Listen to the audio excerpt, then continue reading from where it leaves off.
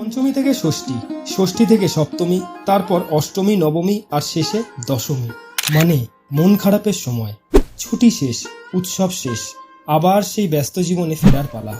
দিকে দিকে প্রতিমা নিরঞ্জন চলছে, কিন্তু প্রশ্নটা থেকে যায়, এক বছর ধরে যে মা দুর্গাকে পুজো করার জন্য এত আয়োজন, তাকেই আবার কেন জলে বিসর্জন দিতে হয়?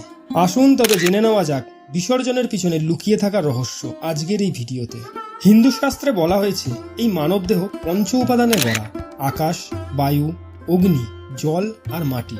তাই নিরাকার ঈশ্বরকে সাকার রূপ দেওয়ার জন্য আমরা মাটি দিয়ে প্রতিমা গড়ি, আর প্রাণ প্রতিষ্ঠার পর সেই মাটির মূর্তি হয়ে ওঠে পূজার প্রতিমা। আর পুজো শেষে তাকেই আবার বিলীন করে দেই জলে, অর্থাৎ যেখান থেকে সৃষ্টি সেখানেই ফিরে যাওয়া। মাটি দিয়ে আকার গড়া হয়, আর জলে নিরঞ্জন করে আমরা তাকে আবার নিরাকারে ফিরিয়ে দিই আমাদের হৃদয়ের অন্তঃস্থলে। তবে এখানেই শেষ নয়। বিজয়া দশমীতে মা দুর্গার প্রতিমাকে যখন 5 বা 7 বার ঘুরিয়ে বিসর্জন দেওয়া হয়, তার মধ্যেও আছে গভীর আধ্যাত্মিকতা। বিশ্বাস করা হয় প্রতিটি ঘূর্ণনের সঙ্গে দেবীর শক্তি প্রকৃতির সঙ্গে মিশে যায়। যে ফুল, ফল আর অন্য দ্রব্য আমরা পূজায় ব্যবহার করেছি, সেসবও দেবীর শক্তির সঙ্গে ঐক্যবদ্ধ হয়ে মুক্তি পায়। আবার এই ঘূর্ণন দেবীর মহিষাসুর বধেরও প্রতীক, যেখানে প্রতিটি পাক মানে শক্তির পুনর্জন্ম আর অশুভের বিনাশ।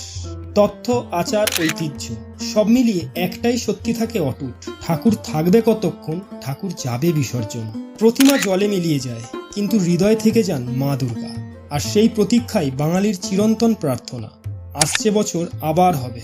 তাই আমাদের শব্দবিচিত্রা চ্যানেলের পক্ষ থেকে সকলকে জানাই শুভ বিজয়া দশমী। ভিডিওটি ভালো লাগলে সাবস্ক্রাইব করুন, ফেসবুকে দেখলে ফলো করে দিন, আর কমেন্টে জানান আপনার কেমন লাগলো।